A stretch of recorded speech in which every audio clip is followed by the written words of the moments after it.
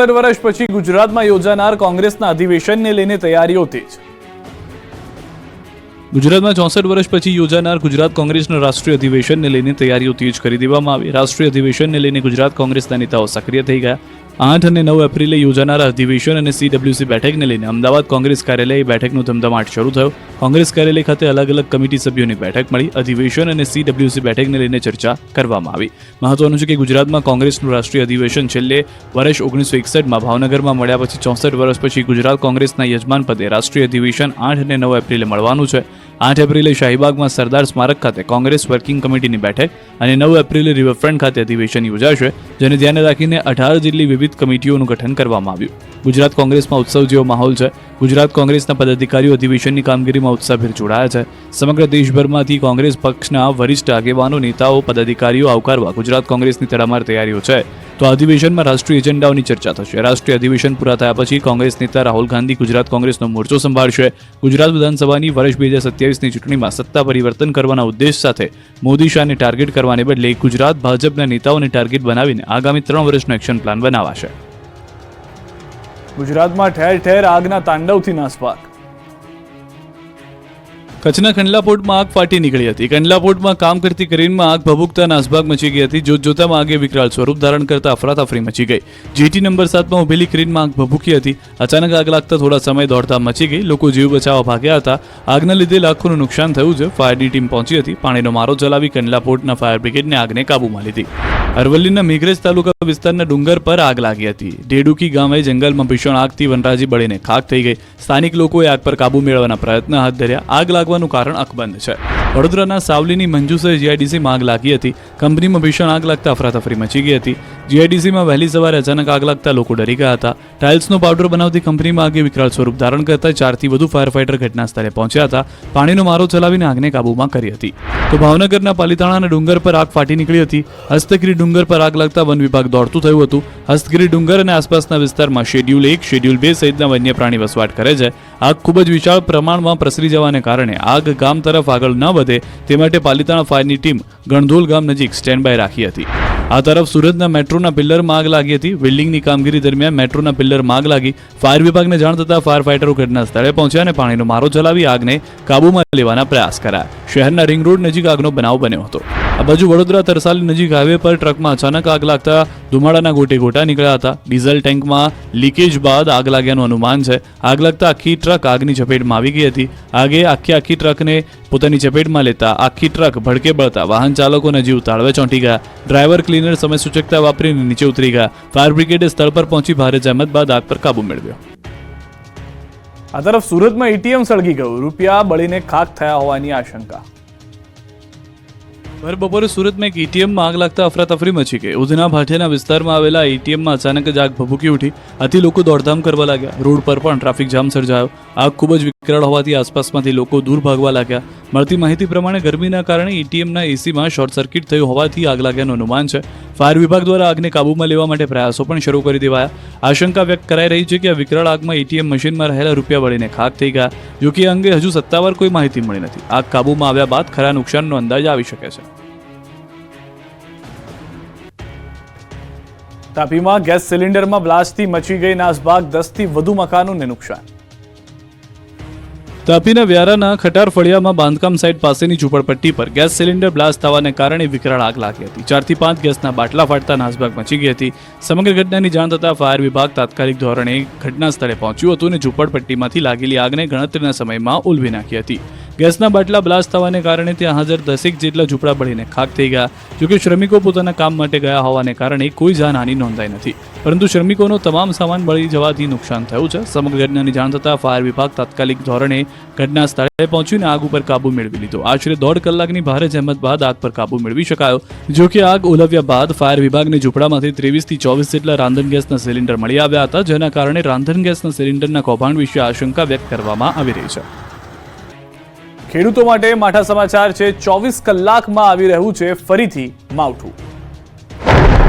ગુજરાતમાં ફરી માવઠાની આગાહી। 2 દિવસ બાદ થશે કમોસમી વરસાદ। ગુજરાતના ખેડૂતો માટે માઠા સમાચાર। ભર ઉનાળે માવઠાની આગાહી। ગુજરાતના ખેડૂતો માટે ફરી એક વખત ચિંતાના સમાચાર આવ્યા છે. ગુજરાતમાં કાળઝાળ ગરમી વચ્ચે માવઠાની આગાહી થઈ છે. હવામાન વિભાગે આ આગાહી કરી છે. પવનની દિશા સતત બદલાઈ રહી છે, જેના કારણે મહત્તમ તાપમાનમાં વધઘટની સાથે કમોસમી વરસાદની આગાહી કરાઈ છે. ગુજરાતના વાતાવરણમાં પલટો આવશે અને સામાન્યથી મધ્યમ વરસાદ થઈ શકે છે. 31 માર્ચથી 2 એપ્રિલ સુધી માવઠાનો રાઉન્ડ. ગાજવીજ તેજ પવન સાથે માવઠું થશે. 40 કિલોમીટરની ઝડપે પવન ફૂંકાઈ શકે છે. સામાન્યથી મધ્યમ વરસાદ થઈ શકે છે.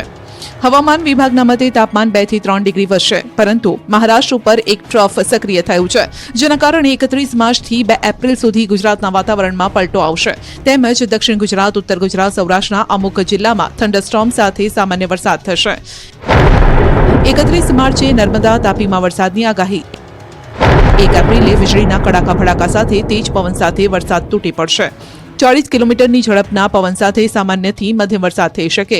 1 એપ્રિલે છોટાઉદેપુર, નર્મદા, સુરત, ડાંગ, નવસારી, વલસાડ, તાપી, ગીર સોમનાથ, દાદરા નગર હવેલી, અમરેલી, ભાવનગરમાં સામાન્યથી મધ્યમ વરસાદની શક્યતા છે.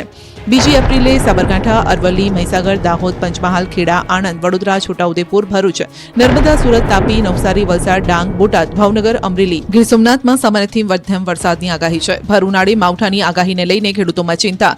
થંડરસ્ટોર્મ એક્ટિવિટીના કારણે ભારે પવન ફૂંકાતો હોય ત્યારે ભારે પવનના કારણે બાગાયતી પાકને નુકસાન થવાની ભીતિ.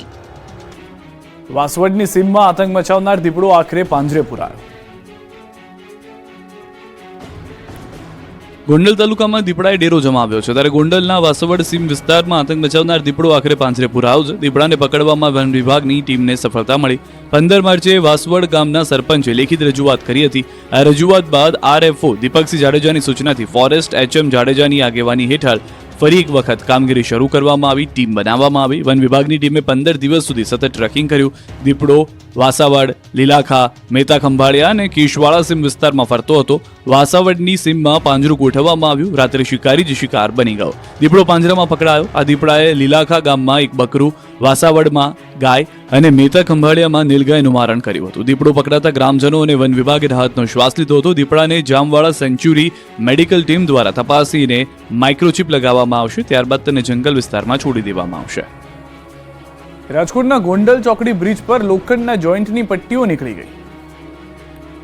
રાજકોટવાસીઓ ગોંડલ ચોકડી પરના બ્રિજ પરથી નીકળતા સાચવીને નીકળજો, કેમ કે બ્રિજ બન્યાના થોડા જ વર્ષમાં લોખંડના જોઈન્ટની પટ્ટીઓ નીકળી ગઈ છે. 24 કલાક ટ્રાફિકથી ધમધમતા રહેતા બ્રિજ પર લોખંડના જોઈન્ટની પટ્ટીઓ નીકળી જતા અકસ્માતની દહેશત ઊભી થઈ છે. તેમજ વાહન ચાલકો અથડાય નહીં તે માટે લાલ કપડું રાખવામાં આવ્યું હોવાનો વિડીયોમાં દર્શાવવામાં આવ્યું હતું. તેમજ વચ્ચે એટલી જગ્યા હતી કે નીચે ઉભેલા લોકો પણ જોવા મળતા હતા. આ જગ્યામાં કોઈ પણ વાહનના ટાયર ફસાઈ જાય તો મોટો અકસ્માત થવાની પૂરેપૂરી શક્યતા છે. કોઈ રાહદારી વિડીયો ઉતારી સોશિયલ મીડિયા પર વાયરલ કરી ચૂક્યા છે, જેને લઈને નેશનલ હાઈવે ઓથોરિટી દ્વારા સમારકામ શરૂ કરવામાં આવ્યું હતું. જોકે નેશનલ હાઈવેના મેન્ટેનન્સ કરનાર કર્મચારીએ જણાવ્યું હતું કે આ બ્રિજમાંથી લોખંડના ગડરની રાત્રિના સમયે ચોરી થઈ જાય છે. વારંવાર આવી ચોરી થતી હોવાથી આ મામલે નેશનલ હાઈવે ઓથોરિટીના ઉચ્ચ અધિકારીઓને પણ જાણ કરવામાં આવી છે. નેશનલ હાઈવે ઓથોરિટી દ્વારા બેરિકેડ મૂકી રિપેરિંગ શરૂ કરી દેવામાં આવતા હાલ તો મોટી દુર્ઘટના ટળી છે, પરંતુ વારંવાર થતી આવી ચોરી અટકાવવા માટે કોઈ નક્કર પગલાં લેવામાં આવે તે જરૂરી બન્યું છે. બનાસકાંઠામાં એસટીની સવારી બની ધક્કા ગાડી. સલામત સવારી એસટી અમારી બનાસકાંઠામાં ધક્કા ગાડી બની ગઈ. હજુ તો 2 દિવસ પહેલા જ એસટી બસના ભાડામાં વધારો કરાયો ત્યારે જ ભાભર બસ સ્ટેન્ડમાં એસટી બસ ખોટવાઈ. બસ સ્ટેન્ડમાં જ બસ બંધ પડી જતા મુસાફરોને નીચે ઉતરીને બસને ધક્કા મારવા પડ્યા. બસ ચાલુ કરવા માટે મુસાફરો એક સાથે જોર લગા કે હૈસા કરીને બસને ધક્કા માર્યા. કાળઝાળ ગરમીમાં મુસાફરો પાસે ધક્કા મરાવતા લોકોમાં રોષ ફેલાયો, કેમ કે એક બાજુ બસના ભાડામાં વધારો કરવામાં આવે છે અને બીજી તરફ કડધજ બસમાં લોકોને સવારી કરવા મજબૂર બનવું પડે છે. ત્યારે નવી બસ મૂકવા માંગ ઉઠી છે.